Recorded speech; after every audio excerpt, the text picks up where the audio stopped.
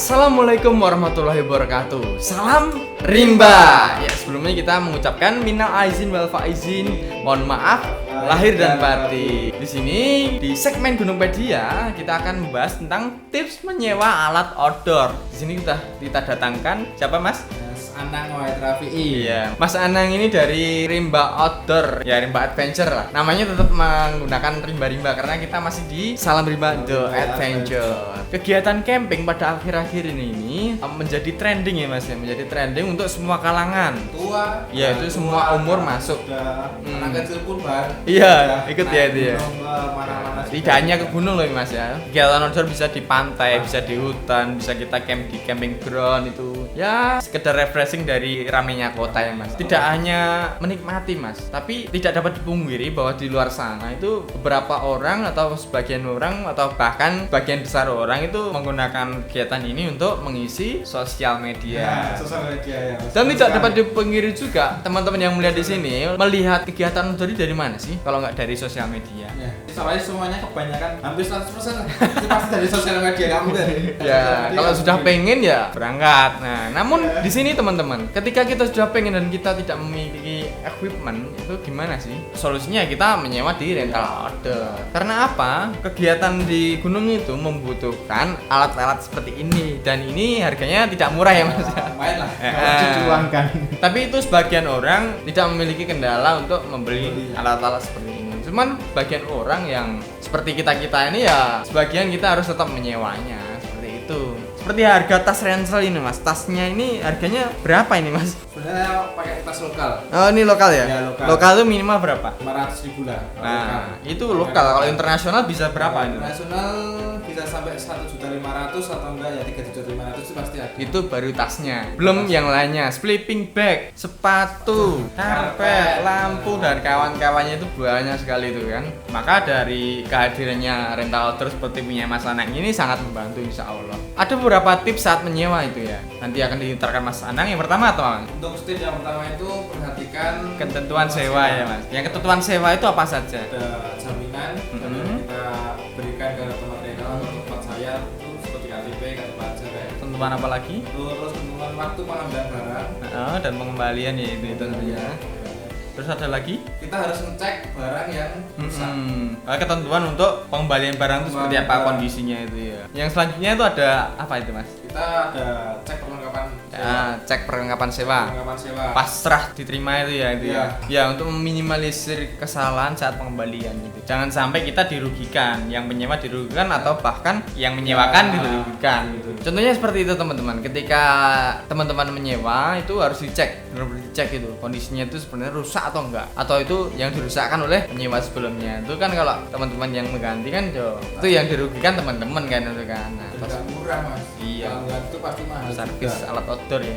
Nah, terus ada lagi berkaitan dengan waktu yaitu booking ya Mas itu. Ya, Booking harus sekali booking. harus perhatikan benar itu ya. Kalau booking ya benar-benar harus perhatikan, kita harus lihat waktu juga. Pada saat hari besar misalkan libur panjang itu kan. Libur panjang itu harus kita perhatikan. Harus hamin paling enggak hamin 7 lah untuk menyiapkan booking itu. Takutnya penuh Mas. Iya. Gitu, penuh. Kalau booking itu biasanya apa aja sih Mas yang berikan? Kalau booking itu kita hanya memberikan DP aja sih. DP ya. DP Ya itu apa kan yang untuk kita sewa, berapa habisnya, setengahnya ya benar. Terus ada lagi konfirmasi ulang kepada penyewanya mau diambil jam berapa, kapan, itu harus benar-benar diperhatikan. Terus apa saja sih Mas yang biasanya disewakan dalam rental outdoor itu? Yang teman-teman harusnya menyewa itu apa saja? Nah, kalau untuk alat-alat yang disewa ya, ini saya udah bawa banyak. Ya, ini satu paket ya ini Mas ya. Satu paket lah. Yang pertama ada apa ya Mas? Tenda. Ya, tenda ini fungsinya untuk apa nih Mas? Kalau tenda sendiri fungsinya ya buat kita berteduh lah. Kalau kita itu kalau camping itu namanya itu rumah kita. Nah, benar. Lalu teman-teman di sini kan mau nyewa nih, misalkan bingung nih, mau tendanya seperti apa sih? Kan jenisnya banyak ya. Jenisnya apa aja Mas? Itu ada dua jenis Mas, dua jenis. Jadi ada yang single layer sama double layer. Terus kita apa? menggunakan tergantung kita menggunakannya di mana dulu. Kalau kita di gunung itu wajib kita itu harus menggunakan yang dua layer ya, dua layer. Karena itu supaya nggak terlalu dingin. Ya, betul sekali. Kalau kita di pantai Itu bisa menggunakan single layer. Jangan dua layer ya. Kalau dua layer juga nggak apa-apa, tapi satu layer juga nggak apa-apa. Terus masalah ukuran mas, ini kan ada ukurannya nih 2% atau 4% gitu. Nah misalkan ada 3 orang mau nyewa ini, mereka harus mengambil yang mana itu tipsnya? Ya pastilah kita ambil yang 4 orang mas. Harus 4 orang, jangan yang 2 orang. Nanti Itu kalau 2 orang terlalu sempit ya, terlalu sempit, nggak nyaman juga itu. nyaman. Kalau ada apa-apa di order itu Iya susah nanti, nggak nyaman lah intinya Nyaman gitu. lah. Terus ada lagi untuk ngecek si tenda ini pas kita mau nyewa itu sebenarnya apa saja sih? Ada beberapa bagian sih. Kalau tenda sendiri itu di dalamnya itu ada ya double layer yang tadi. Kalau double layer itu ada kayak totalnya Dicek semua itu. Dicek Ada yang semuanya. lubang atau enggak? Nah, ada lubang atau enggak, kemudian ada frame, masa, dan sama tali-talinya buat kita pengait ke pasar tersebut. Nah itu kondisikan semuanya dipastikan dalam kondisi baik ya. Karena apa? Karena itu penting. Frame itu misalkan kalau pecah di jalan atau gimana kan kalian nggak bisa mendirikan tenda tuh. Terus jumlah pasak itu jumlahnya berapa ya kalian harus kembalikan jumlah itu sendiri. Kalau enggak ya berarti temennya akan mengganti ya. Iya pasti harus Ada sanksinya itu. Nah untuk mendirikan sebuah tenda ini seperti apa? Cek di deskripsi ya nanti teman-teman. Nanti saya akan memberikan sebuah tutorial bersama Mas Anang ini. Memberikan tenda. Terus selanjutnya ada apa mas? Ini namanya tas carrier ini. Besar ini, tas carrier yang Ini fungsinya untuk apa ini mas? untuk tempat-tempat perlengkapan kita menampung lah. Nah, semuanya masuk ke sini ya ini ya. Tenda, matras dan sebagainya logistik itu kita harus masukkan di sini. Terus untuk ukuran mas, kalau misalkan kita sehari atau 2 hari semalam itu kita di gunung menggunakan sebaiknya ukuran berapa ya mas? paling tidak lah, paling tidak itu 60 meter aja. 40 sampai 60 ya itu ya. Iya, itu Kalau standarnya 60 meter. Kalau mau teman-teman mendaki di gunung-gunung yang membutuhkan waktu yang lama seperti Semeru, Argopuro dan sebagainya itu ya gunakan yang lebih dari ini. 80 lah paling enggak 80 meter. Terus ada lagi mas di sini di dalamnya ada karpet. Karpet ini fungsinya untuk apa nih mas? Buat alas tidur, Mas. Buat alas tidur. Di dalam tenda terutama. Itu fungsi utama. Fungsi lainnya sebenarnya banyak untuk istirahat. Nah, itu juga bisa. Nah teman-teman di sini saya memberikan tips itu untuk karpet itu usahakan dalam satu kelompok itu dilebihkan 1 atau 2. Itu fungsinya buat apa? Yang pertama untuk istirahat kita pada saat jalan. Yang kedua itu kita bisa menggunakan ini untuk sholat. Jadi kan biasanya untuk matras utama itu dilingkarkan di dalam tas. Nah daripada kita bongkarnya sulit dan sebagainya, karena ini berada di samping, lebih baik teman-teman menggunakan karpet cadangan ini untuk kita gunakan untuk sholat dan sebagainya. Benar sekali itu, Mas. Nah selanjutnya ada SB sleeping bag. Ini fungsinya untuk apa ini mas? Kita buat selimut tidur. Ya selimut tidur, alas tidur ya ini juga bisa ini ya. Ini fungsinya untuk menghangatkan diri kita dari udara dingin yang ada di luar ini. Kalau bisa matras dulu baru kita pakai. Ya harus dong. Tipsnya kayak gitu. Biar tetap hangat. Kalau ini kan jenisnya ada beberapa ini mas ya. SB sendiri ada yang polar, ada yang dakron. Itu. Ya teman-teman kalau nyimak juga harus perhatikan ketebalannya ini ya. Iya. Mau yang tebalnya seperti apa? Karena ya semakin tebal teman-teman semakin nyaman kalau ada di gunung. Selanjutnya ada kompor portable ya. Ini kompor gas ini ya. Nah kalau kompor gas ini cara ngeceknya atau tipsnya itu gimana mas? Kalau bisa nanti sudah ada gasnya kita coba Di situ pasang. juga ya. Nah, Di situ juga. Lalu kita nyalakan. Apakah itu hidup atau enggak? Kalau nggak hidup silahkan ditukar. Kalau itu misalnya bermasalah tentang besar kecilnya api juga harus ditukar kalau nggak maksimal gitu. Karena ini penting ini ya. Nah, ini fungsinya untuk apa nih mas? Buat masak, Mas. Ya masak itu kan kebutuhan perut kita itu kan harus dijaga kan. Buat masak, minum itu semua tergantung ini. Kalau ada ini kita nggak bisa apa-apa, Mas. Nah selanjutnya ini ada nesting atau yang kita gunakan untuk masak. Ini pengganti apa mas kalau di rumah itu? Pengganti wajan bisa, panci bisa kayak gitu. Nah, ini. Buat bikin nasi juga bisa. Bisa, ini serbaguna pokoknya kalau di gunungnya ini ya.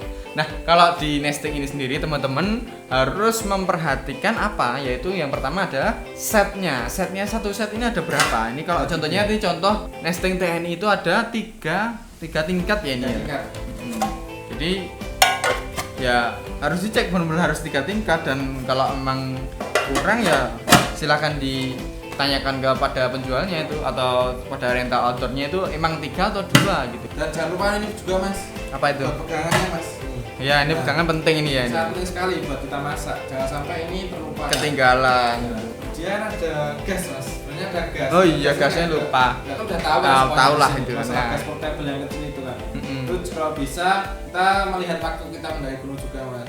Itu harus bawa 1 atau 2. Iya. Tapi lebih baiknya 2. Untuk safety ya, Safety ya. supaya Jangan nggak kehabisan. satu ada trouble rusak atau udah kehabisan itu kan buat jaga-jaga 2. Terus untuk gas ini sebenarnya ada isi ulang, cuman nggak direkomendasikan. Ya, benar sekali. Carilah tempat yang untuk mengisi ulang yang aman lah gitu. Kalau bisa teman-teman bisa beli baru lah. Murah kok mas, murah. 20.000 dapat sah? Nah, 20.000 dapat 1 kali. Selanjutnya ada apa nih mas? Nih kalau ini lampu tenda mas. Lampu tenda dan lampu Headlamp. Nah, fungsinya masing-masing ini beda ini ya. Beda semua. Lampu tenda itu apa nih mas? Kalau lampu tenda ini kita gunakan buat di dalam tenda, di dalam ruangan. Ini kan bentuknya kayak gini. Nah, buat kita ruangan kan di atas tenda, buat kita di dalam tenda itu harus pakai ini. Daripada kita pakai ini di dalam tenda kan nanti malah menghabiskan daya baterai banyak. Karena fungsinya masing-masing. Kalau fungsinya ini itu ya biasa untuk kita tracking pada saat malam hari. Terus ada lagi mas, yang di bawah itu ada apa itu mas? Oh ini lupa tadi. Flash sheet itu fungsinya itu apa itu mas? Buat pelapis tenda juga mas. Tapi ada 2 fungsi mas. Itu flash sheet sendiri itu kan tergantung ukurannya berapa. Itu biasanya kita gunakan buat tenda darurat itu juga bisa. Kalau nggak ada tenda tadi, bisa buat tenda. Tapi harus benar-benar bisa membuatnya ya. Membuatnya, tapi itu yang sulit. Yang sulit. Nah, kedua buat pelapis double yang tadi. Jadi itu di atasnya kita pasang ini lagi. Ya, misalkan ada dua tenda gitu kan, lumayan kan di space depannya itu kita bisa gunakan untuk misalkan memasak. Nah, di atasnya kita pasang ini supaya ada ruang tersendiri untuk kita masak. Buat dapur nggak buat apa? Santai gitu. Penting. Ada lagi mas? Ini sepatu. Saya jangan rada mampu. Sepatu. Ini fungsinya untuk apa ini mas? Kenapa harus memakai sepatu? Sepatu gunung lah ini. Kalau kita pakai sepatu biasa nggak sneakers, casual gitu kan, kita kan lihat medannya di gunung bagaimana. Itu lumpur, apalagi kalau hujan. Untuk tepaannya ini kan udah beda. Desainnya kan udah beda. Kalau di raket buat kita jalan tuh kita harus bisa nepak lah. Kalau kita pakai sepatu casual dan sneakers kayak gitu pasti licin. Nggak bisa lah. Kalau bisa pakai sepatu yang safety lah. Nah, terus untuk tipsnya kalau mau nyewa sepatu itu apa mas? Tips untuk nyewa sepatu seperti ini kalau kita sesuaikan dengan kaki kita mas. Oh ya, ukuran itu penting itu ya. Jangan sampai terlalu kecil dan jangan terlalu longgar. Kalau terlalu kecil nanti lecet ya kita itu. kan pasti lecet. Kalau terlalu besar, apalagi kita buat jalan menurun. Pasti kan kaki kita kan bisa tergelincir lah intinya. Bahaya kalau kita terlalu besar itu. Sesuaikan dengan ukuran yang kalian sendiri. Tidak merugikan orang lain. Nah bener itu. Kita harus safety. Selanjutnya ada apa? Yaitu yang terakhir ada trekking pool. Ini fungsinya untuk apa mas? Untuk trekking pool ini fungsinya ya sebenarnya fungsi nggak fungsi sih mas.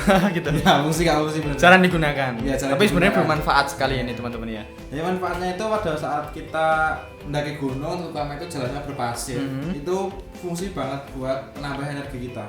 Saving, ngirit energi. Ya, untuk menahan ya itu ya di depan itu kan misalkan ini gitu. Sekarang ada pirnya juga. Nah selain itu teman-teman ini juga bisa menjadi tumpuan pada saat kita mendirikan flash sheet di tenda. Misalkan kita antar tenda itu kan ada flash sheet itu kan ya, supaya tengahnya memberikan ruang itu kita tengahnya bisa pakai ini karena ini bisa panjang ini. Dah gitu bermanfaat. Nah sekian teman-teman di segmen Gunungpedia pada tips menyewa alat outdoor.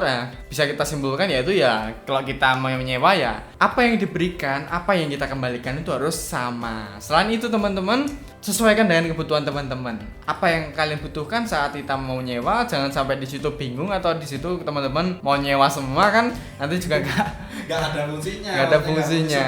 Malah kalian rugi nanti. Ya, sesuaikan apa yang kalian butuhkan dan sesuaikan apa yang kalian dapatkan di situ. Kembalikan apa yang kalian dapatkan. Sekian dari kami dari Salam Rimba The Adventure. Apabila ada salah kata teman-teman dimohon dimaafkan, dan apabila teman-teman memiliki ide yang lain, saran yang lain, teman-teman bisa mendapatkan di kolom komentar di bawah ini. Tetap di rumah saja dan tetap semangat. Salam terakhir dari kami, Salam Rimba. Assalamualaikum warahmatullahi wabarakatuh.